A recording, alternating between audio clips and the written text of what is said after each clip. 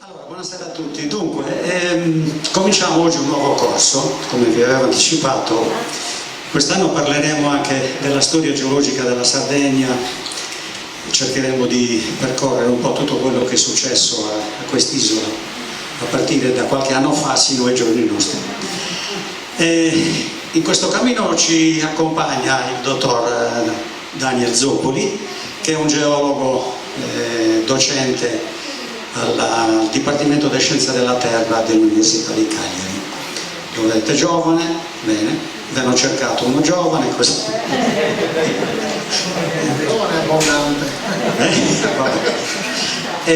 Niente, quindi insomma in una serie di puntate, adesso poi vedrà lui come organizzare al meglio queste esposizioni. Percorreremo appunto, come vi dicevo, tutta la storia dell'isola nei suoi aspetti geologici, più prettamente geologici, di paesaggio e le mutazioni della flora, della fauna durante le ere geologiche sino appunto ai giorni nostri. Bene? Buona lezione.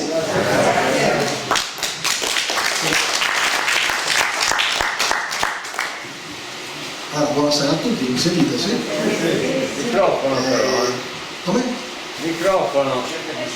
Ah, c'era. Sì. Lo vicino. Ok, così mi sentite meglio? Siamo bello sordi. Perfetto.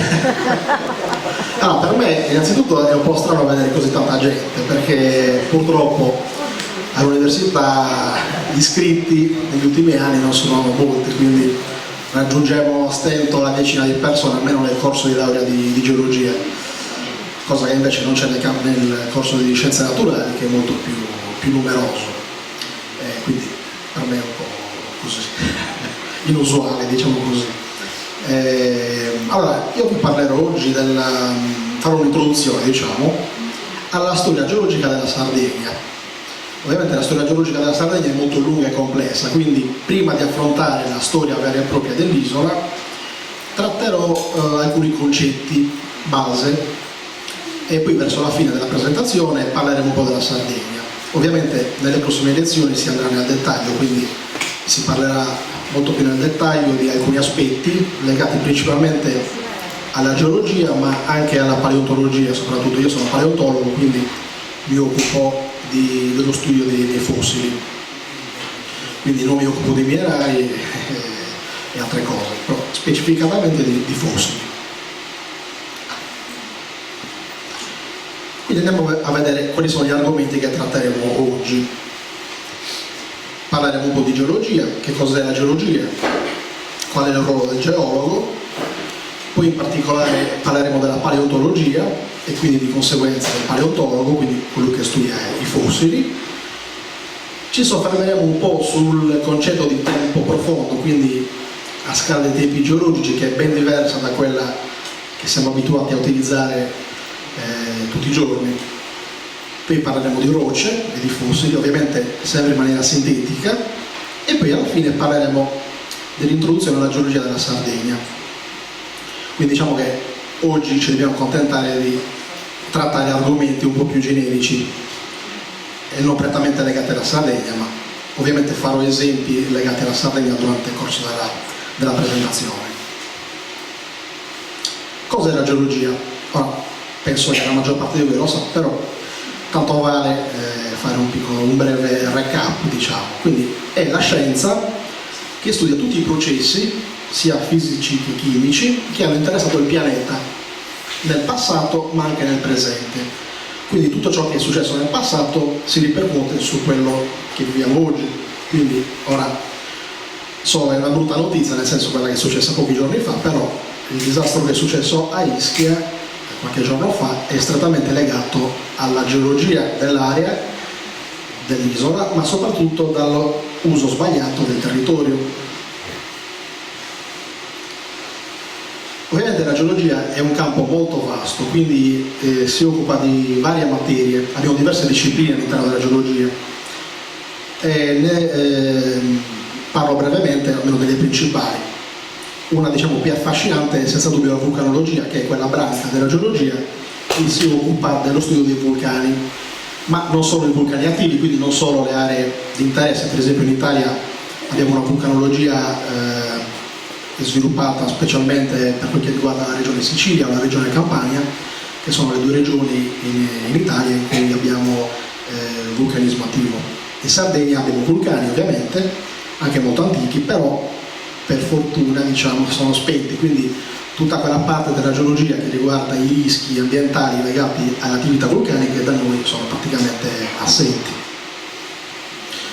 E per fare questo lavoro ci vuole anche un po' di coraggio, come si può vedere da queste immagini. Ogni tanto qualche vulcanologo ci rimane anche a secco, però sono i rischi del mestiere, diciamo, come tutti i campi.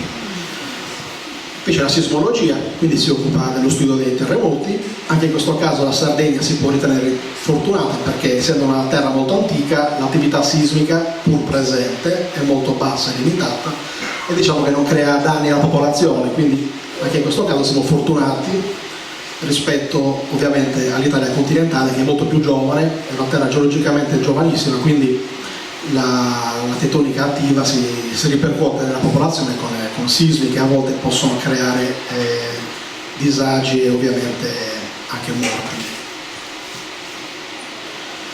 Poi abbiamo branche diciamo un po' più tranquille, come la geomorfologia, che studia l'aspetto del territorio, quindi come si è plasmato il territorio in superficie ma anche all'interno della crosta. Per esempio qua a sinistra abbiamo un esempio di erosione su calcari mesozoici, quella è Perdaliana. Al centro ovviamente, questo penso che lo conosciate tutti, è Val di Zucchero, ma si occupa anche la geomorfologia dei processi che possono generare le grotte. In Sardegna abbiamo alcune aree, specialmente quelle carbonatiche del Sulcis Siglesiente ma anche nel Nuorese, che sono riccamente calcificate, quindi abbiamo grotte anche molto, molto vaste, e queste rientrano tutte nel campo della geomorfologia. Poi abbiamo la pedologia. La pedologia si occupa dello studio dei terreni, quindi è importante per quel che riguarda l'agricoltura, quindi lo studio dei suoli. L'idrogeologia, che questa è molto importante perché studia una delle risorse più importanti per l'uomo, che è l'acqua, sia dal punto di vista dell'idrologia superficiale, quindi le acque piovanti, fiumi, laghi, ma anche l'idrologia sotterranea, quindi l'idrogeologia legata alle falde acquifere. Anche questo è molto importante ovviamente perché l'acqua è una risorsa fondamentale per lo sviluppo e la crescita anche economica dell'uomo. E abbiamo la mineralogia, quindi lo studio dei minerali, anche questo è importante per la ricerca di minerali importanti per l'industria e via dicendo, o anche per i collezionisti di minerali. Adesso non so se tra di voi ci sono anche collezionisti di minerali, però diciamo quello che studia i minerali è il mineralogista. Poi c'è la petrografia, questa ovviamente è una delle materie più importanti perché si occupa dello studio delle rocce e la classificazione attraverso le sezioni sottili, che sono delle sezioni di roccia talmente sottili che possono far passare la luce, e quindi il petrografo può riconoscere i diversi tipi di minerali presenti in una roccia e quindi classificare la roccia. Questa è materia mia, è la paleontologia. È la scienza che studia i fossili, quindi tutti i resti di animali vegetali, ma anche le tracce lasciate da questi animali che si trovano nelle rocce, nella crosta terrestre.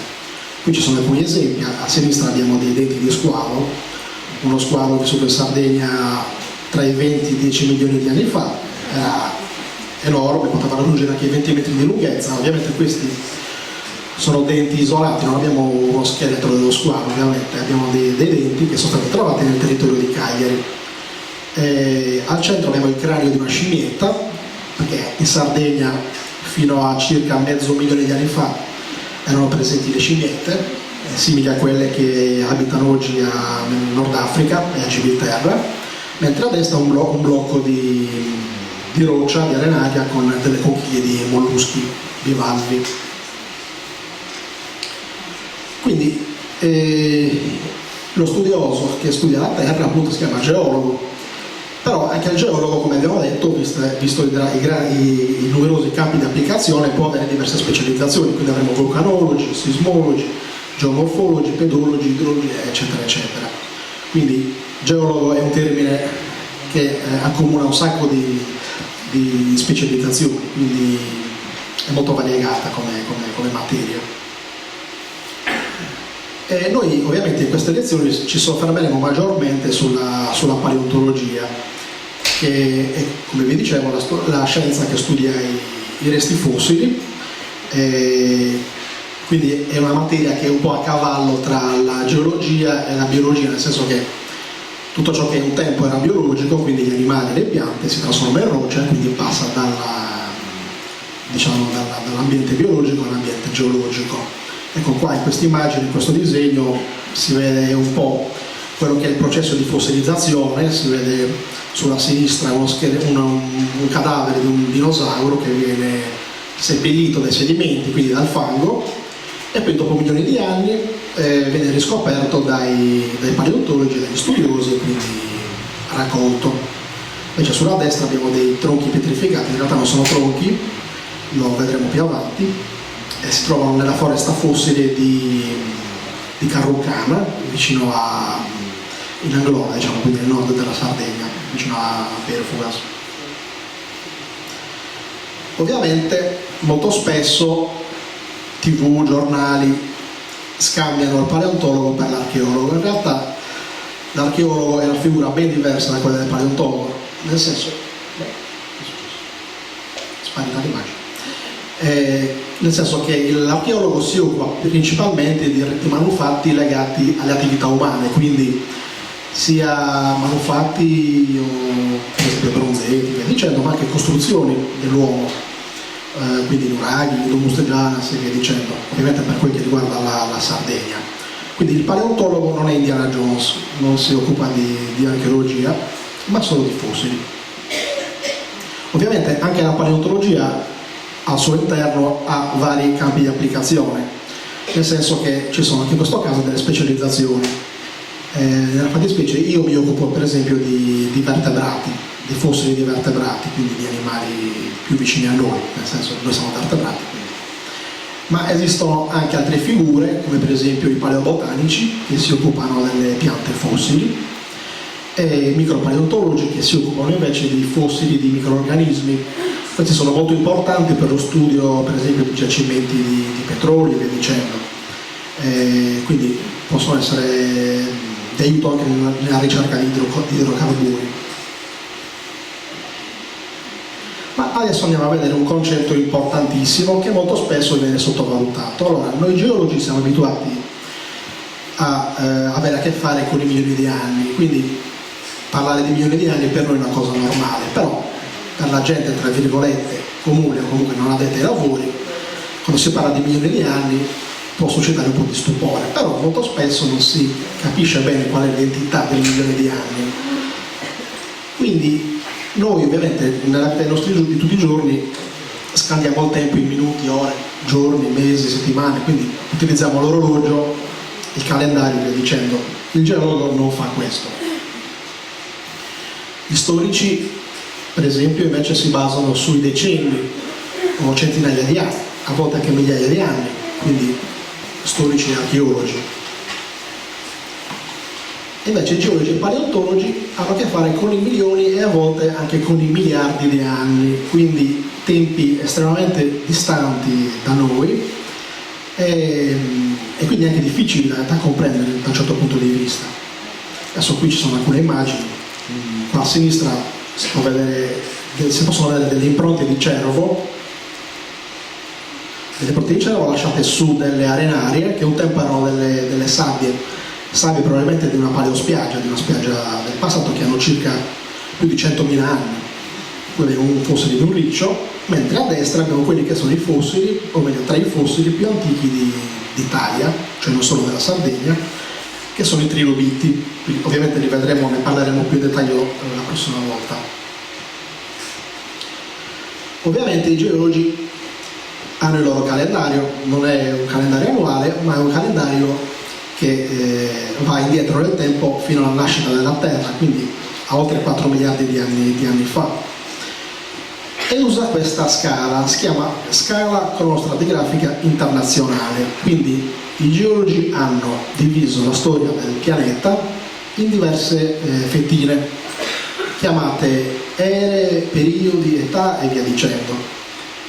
Ovviamente ogni periodo geologico è contrassegnato da colori differenti ed è intervallato da questi numerini che sono i milioni di anni che separano i vari periodi.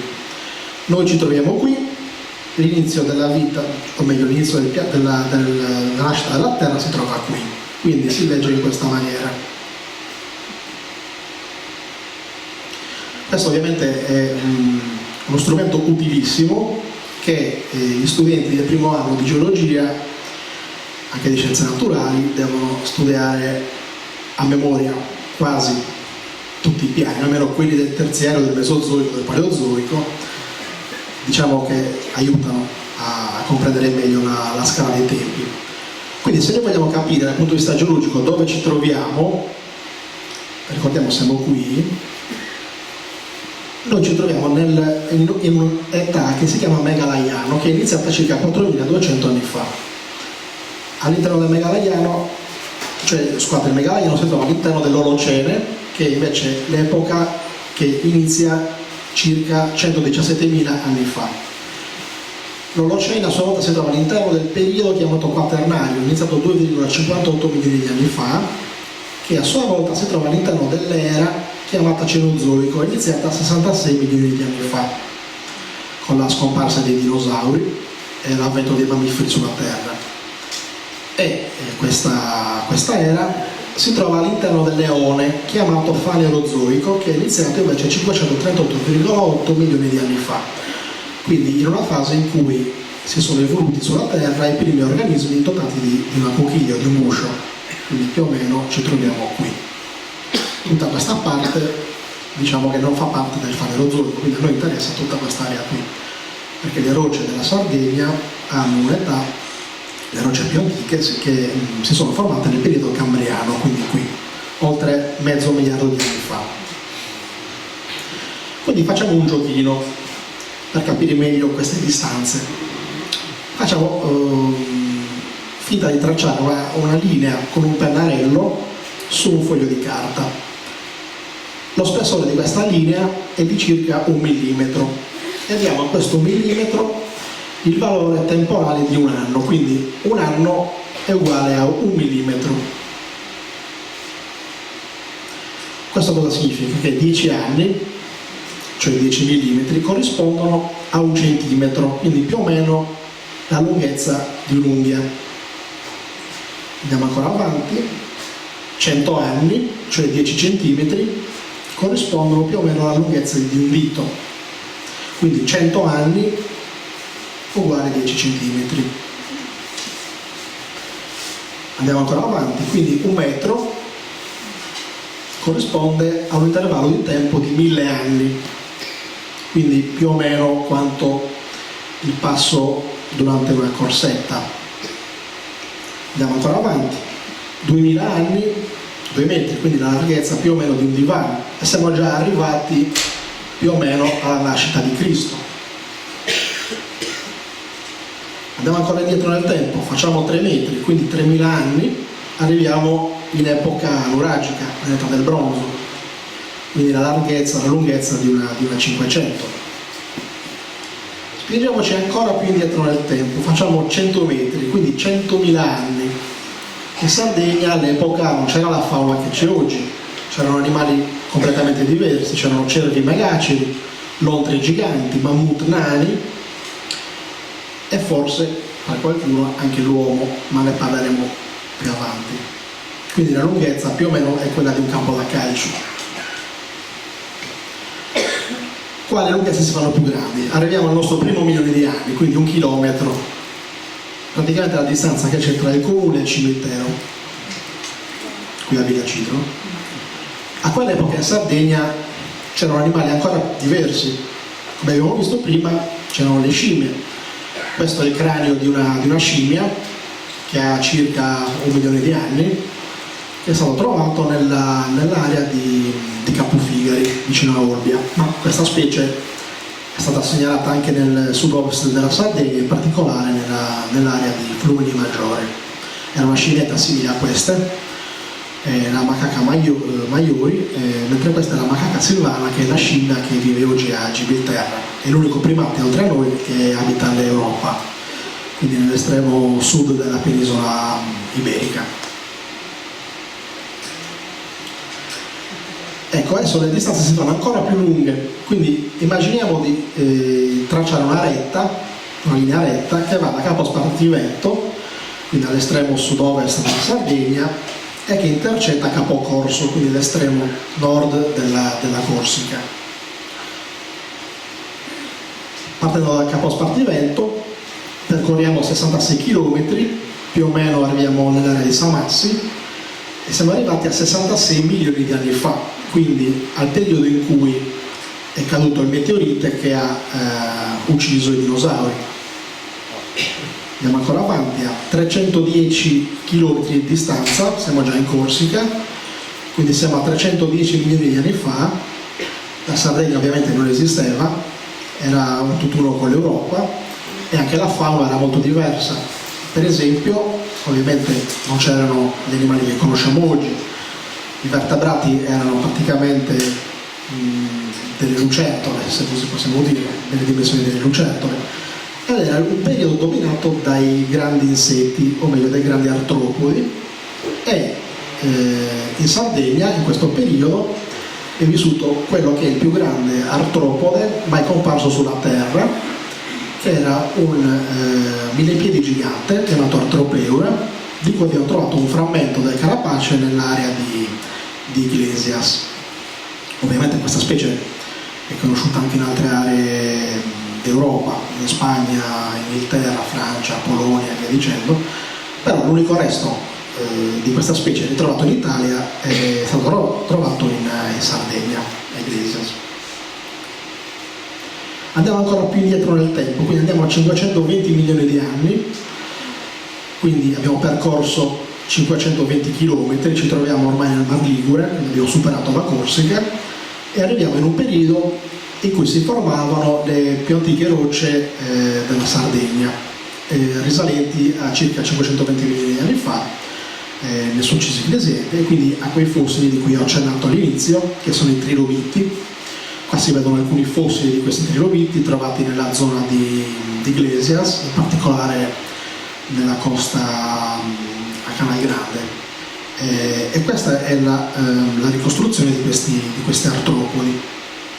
Quindi abbiamo fatto parecchia strada, però se vogliamo ancora spingerci ancora più indietro nel tempo e arrivare a 4 miliardi e 540 milioni di anni fa, quindi la nascita della Terra, ci troveremo praticamente nel mare glaciale artico, presso le isole Svalbard. Quindi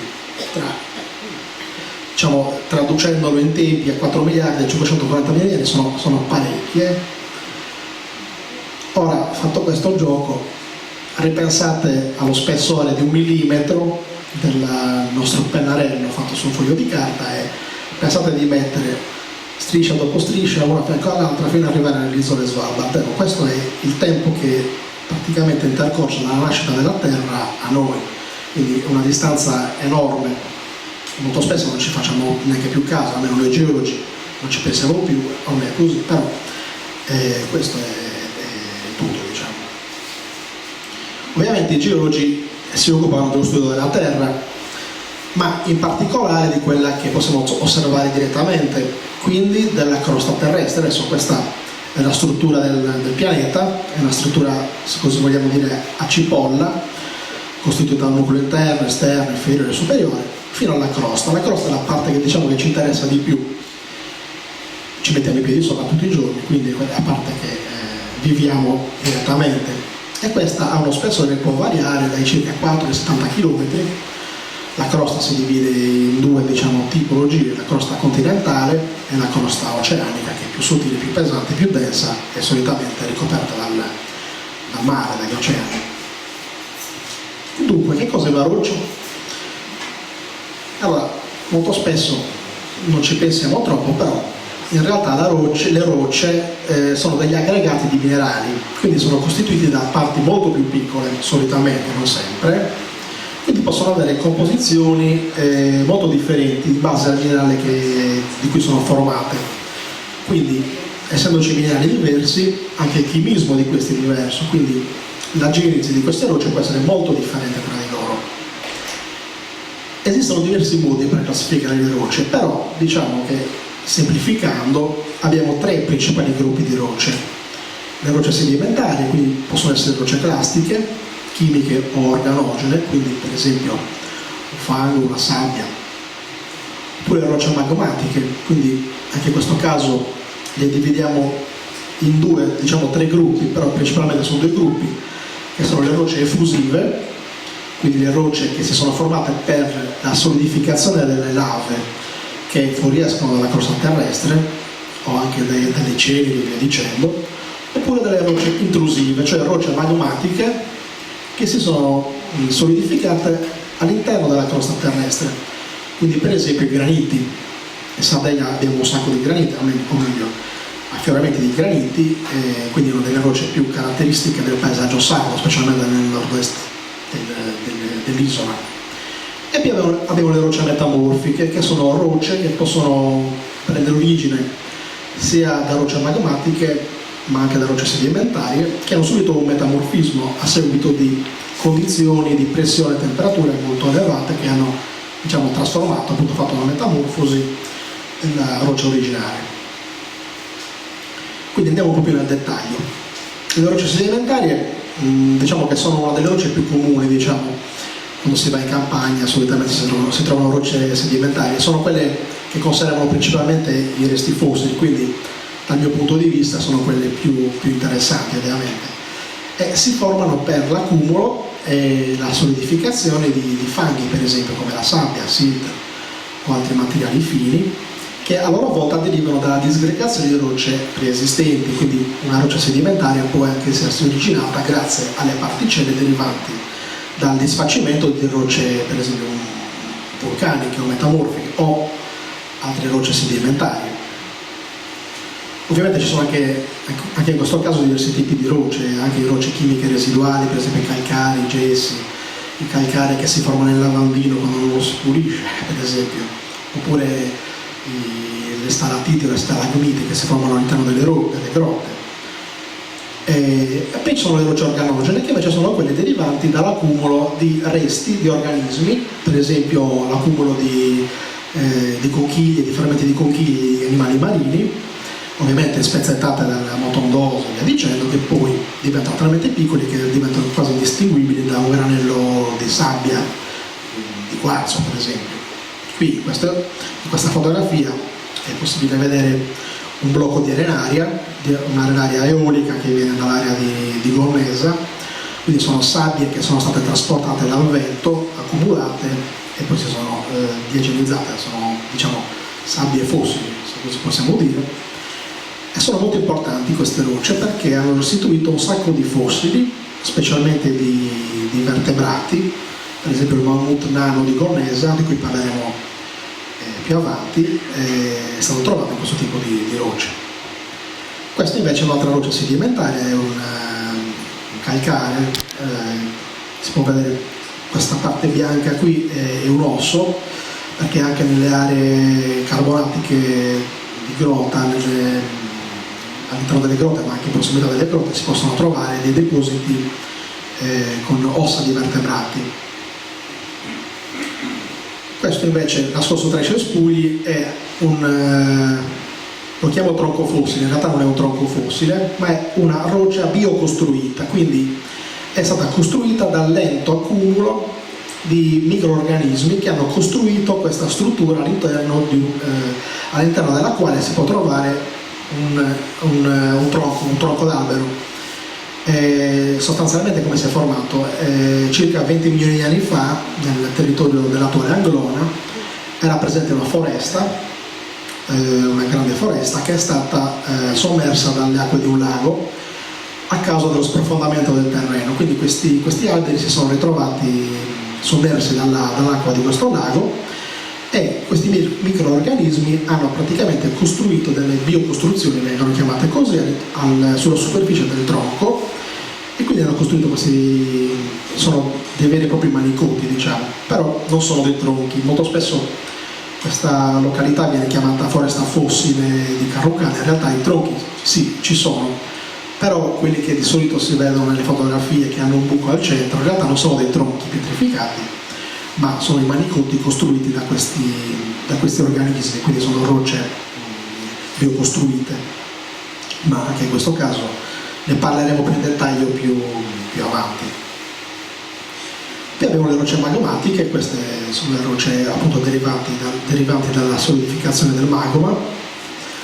Come abbiamo detto, possono essere di tipo effusivo, quindi derivanti dalla solidificazione di lave basaltiche, come in questo caso, o anche dalle piroclastiti, quindi tutte quelle rocce, ceneri, lapilli e via dicendo, vengono classificate nelle rocce magmatiche di tipo effusivo.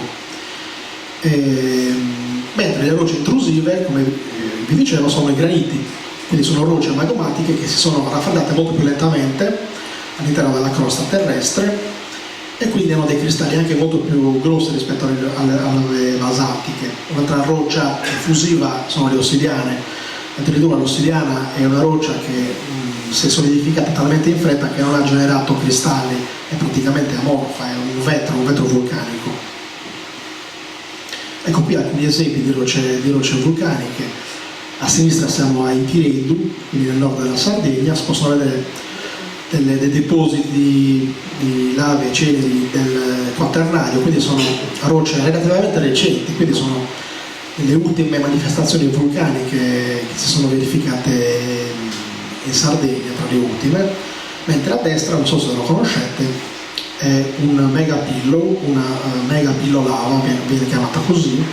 Sono praticamente dei basalti colonnari a raggiera, se così possiamo dire, e si trova nel territorio di Masullas. Non so se questo lo conoscete, però è un monumento geologico importante, è stato anche recentemente attrezzato come sito geoturistico, diciamo così. È uno dei pochi in Europa, quindi è interessante dal punto di vista geologico. Poi abbiamo le rocce sedimentarie, che possono avere diversa genesi, però principalmente il metamorfismo, quindi tutta una serie di parametri che riescono a modificare le rocce, quindi temperature, pressioni, possono influire nelle rocce e trasformare le fasi mineralogiche all'interno. Qui si può vedere un blocco di scisto, in realtà sono delle file di grigie del genere argento, vengono chiamate così dai geologi, e si trova appunto qui ci troviamo nel genere argento. Come potete vedere la roccia è finamente piegata.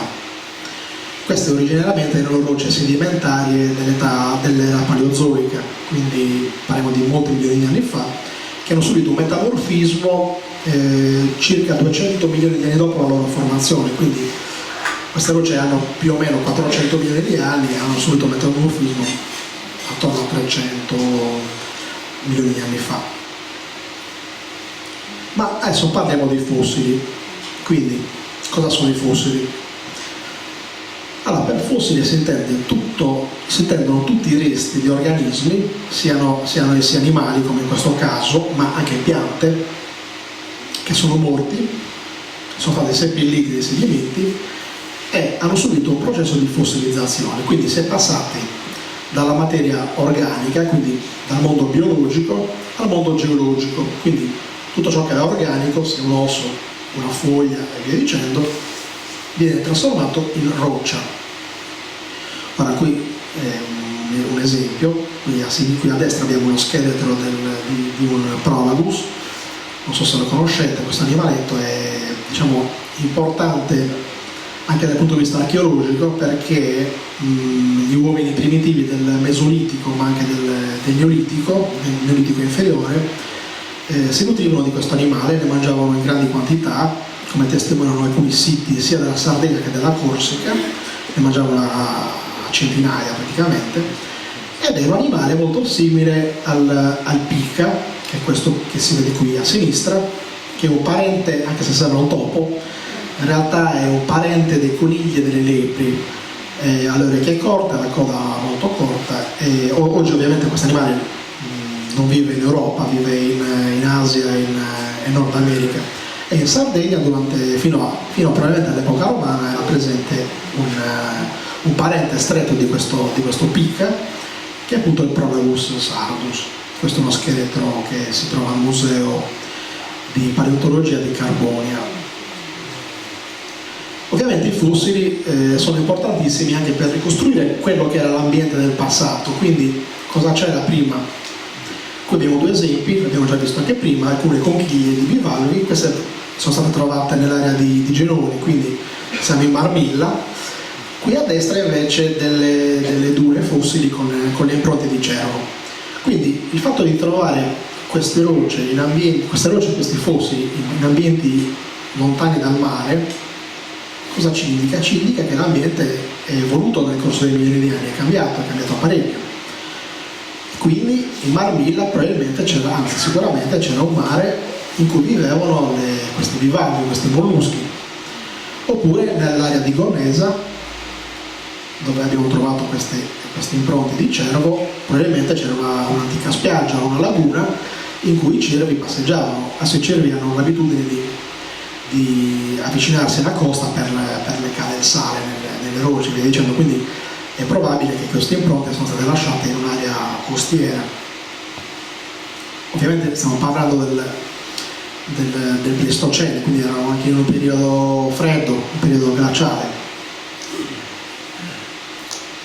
Ma ovviamente i fossili non si formano ovunque, ci devono essere delle particolari condizioni. Per esempio, resti di animali che muoiono per esempio nel deserto e non vengono seppelliti dalle sabbie, per esempio le sabbie di una tormenta, ovviamente non durano molto sotto il sole, vengono disgregati dalle alte temperature e via dicendo, o dal passaggio di altri animali che le calpestano e le fratturano.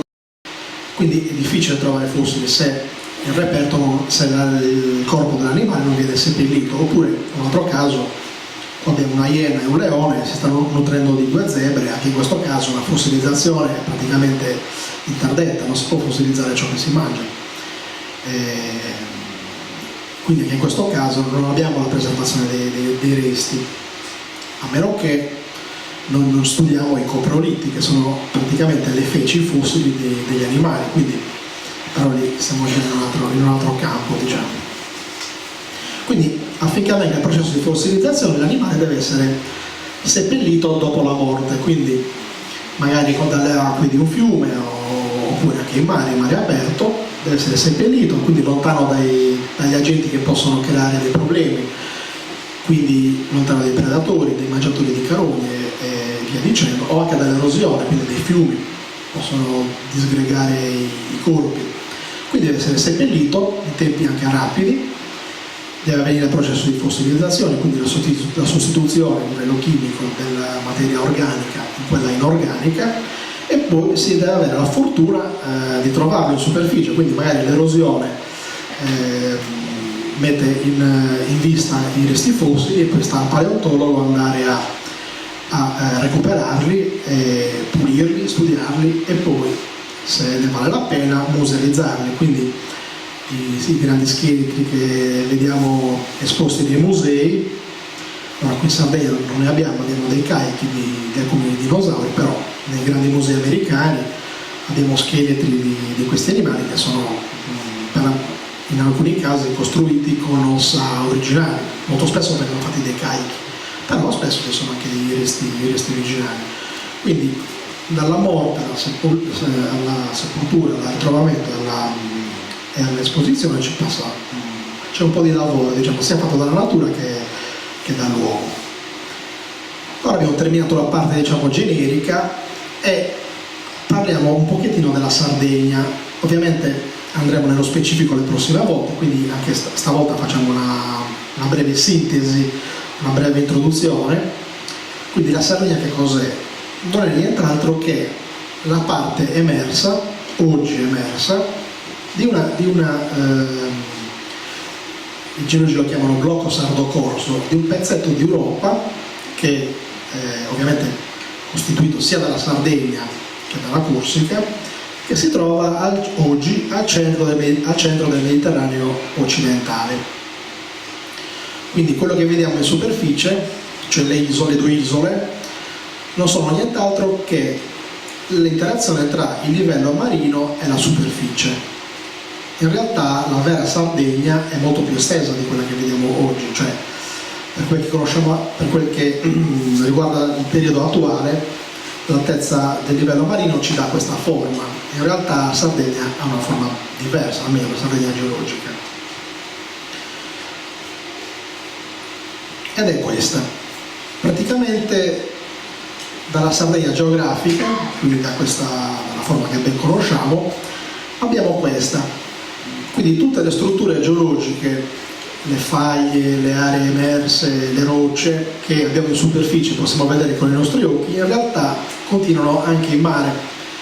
Per esempio la fossa del Campidano, abbiamo delle fosse a est della Sardegna, dei piccoli bacini anche a ovest. Qui a ovest abbiamo una piattaforma molto estesa, una piattaforma sommersa, quindi gran parte della Sardegna si trova sott'acqua. Ma ovviamente il geologo, per leggere un territorio, ha bisogno di questa, che è la cosiddetta carta geologica.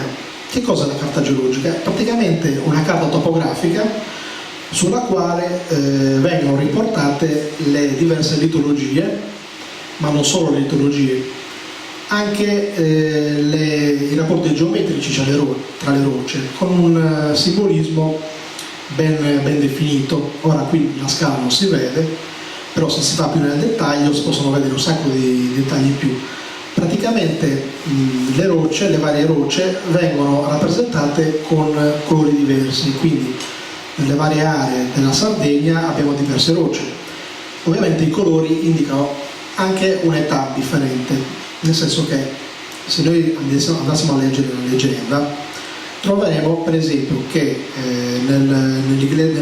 a Sant'Antioco abbiamo rocce vulcaniche che si sono formate in un determinato periodo di tempo, in questo caso circa 20 milioni di anni fa, tra i 20 e i 15 milioni di anni fa.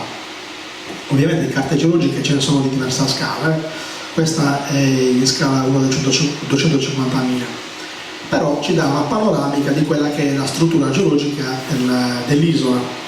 Quindi abbiamo una vasta area a nord-est, questa con i colori rosso, rosa e arancione, che è quella rappresentata dai graniti. Qui abbiamo le rocce sedimentari terziarie, queste sul giallino, i grandi espandimenti lavici qui nel margine, le rocce carbonatiche del Paleozoico, quindi questo viola, queste sono le rocce più antiche che si trovano in Sardegna, e poi le rocce, queste in azzurro, le rocce sedimentarie del Mesozoico, che principalmente sono rocce calcaree di ambiente marino che affiorano sostanzialmente nel Golfo di Rosei, un po' in Ogliastra, ma anche nell'Annurra e qualcosina anche nel Sulcis. Ovviamente ci sono sia carte della Sardegna intera, ma anche carte più dettagliate. In questo caso abbiamo il foglio 547 Villa Cidro, quindi la carta geologica di questo territorio. Queste carte è possibile tranquillamente consultarle su internet, nelle pagine del CARG, quindi se uno è curioso di sapere cosa ha sotto i piedi, può andare nel sito del CARG e sfogliare le carte geologiche. Ovviamente bisogna saperle leggere, però almeno ha un'idea più o meno di che tipo di rocce si trovano. E questa in particolare è l'area di Villa Cidro, che è costruita su una conoide, quindi un ventaglio di sedimenti trasportati dalle acque superficiali, quindi dai fiumi. Ovviamente la Sardegna, come vi dicevo, ha una storia antichissima, molto più antica di quella dell'Italia continentale.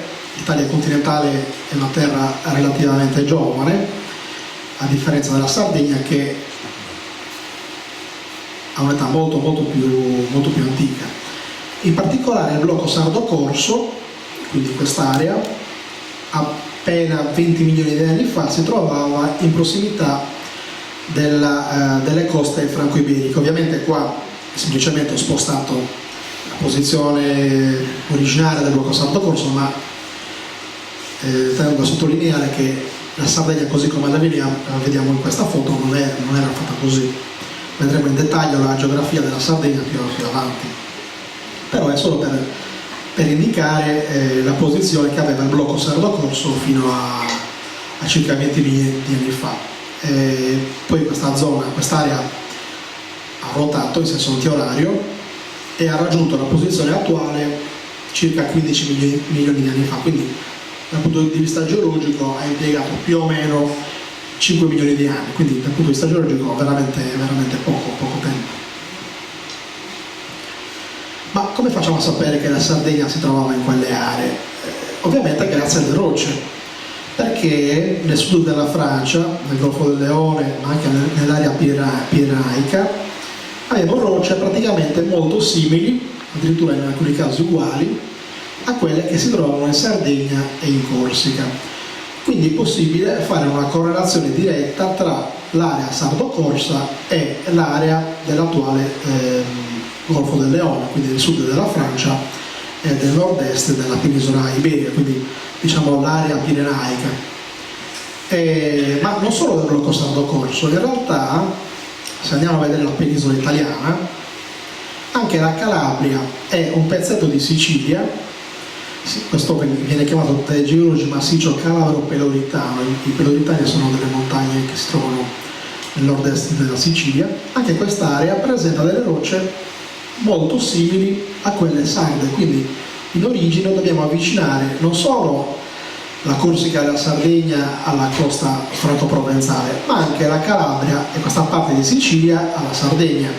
Quindi il Mar Tirreno praticamente si è formato grazie all'allontanamento della Calabria e di quel pezzettino di Sicilia, e diciamo la stessa cosa che è successa un po' alla Sardegna, però in tempi successivi.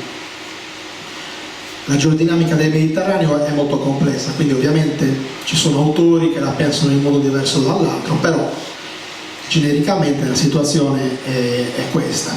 Quindi rocce, ma non solo rocce, anche fossili, trovati nel sud della Francia e in Spagna, si trovano anche in Sardegna e a volte anche in Corsica. Ovviamente la storia della Sardegna è molto più antica, quella che abbiamo appena visto era uno degli ultimi episodi, diciamo forse il più importante perché è quello che ha dato l'origine, o meglio, ha portato alla posizione attuale del blocco sardo-corso. Però le rocce sarde, come dicevamo all'inizio, sono quelle più antiche d'Italia, addirittura hanno un'età che va oltre i 520 milioni di anni.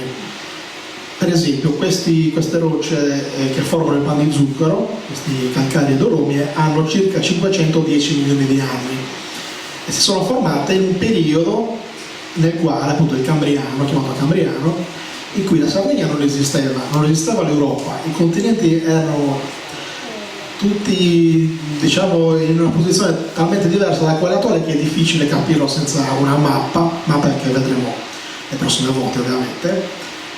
Però non solo, non esisteva la Sardegna, ma l'ambiente che avremmo potuto vedere nell'area che diventerà la Sardegna 500 milioni di anni fa, oltre 510 milioni di anni fa, era quella delle attuali Bahamas, quindi un mare caldo con la sedimentazione di sabbie carbonatiche. Quindi diciamo che la Sardegna era un po' come le Bahamas in quel periodo, ovviamente più di mezzo miliardo di anni fa. Allora, per semplificare la nostra storia, ho suddiviso, o meglio si possono suddividere le rocce della Sardegna in 2 o 3 grandi gruppi. Il primo gruppo è quello delle rocce del cosiddetto basamento varisico, cioè le rocce ben radicate nel blocco sardo-corso, se così possiamo definirle, che sono quelle che si sono formate appunto dal Cambriano inferiore fino al Carbonifero superiore, quindi in un intervallo di tempo che va da circa 520 milioni di anni a oltre 300 milioni di anni fa. E queste rocce le possiamo vedere in carta rappresentate con questo colore grigio scuro. Con il grigio scuro sono indicate tutte le rocce sia marine che continentali, che sedimentarie che vulcaniche, che si sono depositate nel Paleozoico. Mentre con l'arancio sono indicate le rocce granitiche del basamento, quindi il cosiddetto plutone plutone granitico, che è ben esposto in Corsica, ma anche in Sardegna, nel nord della Sardegna. Ovviamente affioramenti granitici abbiamo anche nel Sulcis, nell'Iglesiente e nel sud-ovest dell'isola. Mentre l'altro gruppo di rocce sono quelle che si sono formate dalla fine del Paleozoico, o meglio dalla fine del Carbonifero, fino ai giorni d'oggi, e sono le rocce rappresentate dal colore verde. Queste rocce in realtà non fanno altro che ricoprire le rocce del basamento, infatti vengono chiamate i ricoprimenti post-ercinici. Cos'è questo ercinico o varisico? È un evento importantissimo dal punto di vista della storia geologica non solo della Sardegna ma di tutta Europa, che ha visto la formazione di un'antica catena montuosa che si estendeva dall'Europa anche fino al Nord America. E la Sardegna non è nient'altro che un pezzettino di questa catena montuosa, quindi dovete immaginare che oltre 300 milioni di anni fa in Europa si estendevano delle montagne un po' simili a quelle dell'Himalaya attuale, e la Sardegna faceva parte di questa grande catena montuosa, che poi successivamente è stata spianata dall'erosione e sulla quale si sono depositate le rocce post-varisiche, appunto queste segnate con il colore verde. Ecco qui alcuni esempi, quindi le rocce della prima fase, diciamo più antica della Sardegna, sono, come abbiamo detto, i grandi affioramenti calcarei del Sulcis Iglesiente, quindi le rocce del Cambriano, e le rocce che abbiano subito metamorfismo della Sardegna centrale, e appunto quei graniti che danno a volte, grazie all'erosione, delle forme spettacolari, come in questo caso l'orso di Palao. Invece al secondo gruppo, quindi le rocce che hanno ricoperto le rocce del basamento varisico, sono tutte quelle che si sono formate dalla fine del Carbonifero, quindi da circa 300 milioni di anni fa fino ai giorni d'oggi. Quindi alcuni esempi di queste rocce sono gli affioramenti mesozoici, quindi le rocce che si sono formate nel periodo in cui sul pianeta circolavano i dinosauri. Spero che circolassero anche in Sardegna, però per adesso purtroppo non abbiamo ancora trovato i fossili, ma ci stiamo lavorando, quindi speriamo di trovarne a breve. Quindi tutte le rocce che ricoprono il basamento, qui in questo caso si può vedere bene, questa è Perdaliana, questo panettone di calcare, se vogliamo chiamarlo così, poggia direttamente sul basamento, quindi queste sono rocce del basamento varisico sulle quali si è depositato il calcare mesozoico. Ovviamente qua l'erosione ha lasciato un testimone, quindi questo piccolo scoglio di roccia, prima ovviamente i ricoprimenti erano molto più estesi, poi l'erosione li ha cancellati e quindi ha lasciato questi testimoni. Dal punto di vista geomorfologico vengono chiamati testimoni. Oppure sempre come ricoprimenti abbiamo i vasti ricoprimenti carbonatici della Sardegna centrale, quindi il Supramonte, il Golfo di Rosei e via dicendo, ma abbiamo anche le rocce vulcaniche del Montiferru, oppure tutte le rocce sedimentarie dei Campidano e via dicendo, oppure le rocce vulcaniche di Sant'Antioco, San Pietro e via dicendo. Qua il Castello di Las Plasas, anche questo è costruito su rocce sedimentarie di età miocenica, quindi hanno circa 20-15 milioni di anni. Quindi, riassumendo, per grandi linee, la geologia è un campo di ricerca che si occupa di vari settori, quindi dalla geologia, paleontologia e via dicendo. La paleontologia invece all'interno della geologia si occupa nella fattispecie di fossili e non va confusa assolutamente con l'archeologia. Quindi quando leggete nei giornali gli archeologi hanno trovato un dinosauro, no, i paleontologi hanno trovato un dinosauro. Gli archeologi possono trovare vasi, punte di freccia, bronzetti e altri manufatti. Il tempo geologico è un concetto importantissimo perché ovviamente, non avendo a che fare con i milioni di anni, a volte ci può sembrare un po' strano parlare di cose che vanno così indietro nel tempo, quindi anche con i milioni di anni bisogna ragionarci un po' su quando si parla dei milioni di anni. Quindi il geologo ovviamente ci ha fatto l'abitudine e non ci pensa più, però per la gente comune può essere una cosa, diciamo, affascinante, così possiamo definirla. Daniel, Sì, posso chiedere se finora è tutto chiaro? non mi siete addormentati, no? Prima di andare avanti, no? Magari la cosa si potrebbe complicare un po' di più, ma non spaventate. Preferite, se avete qualche domanda, farla adesso? Qualche chiarimento prima di sviluppare altri argomenti? Dite voi. Io ho quasi finito tanto.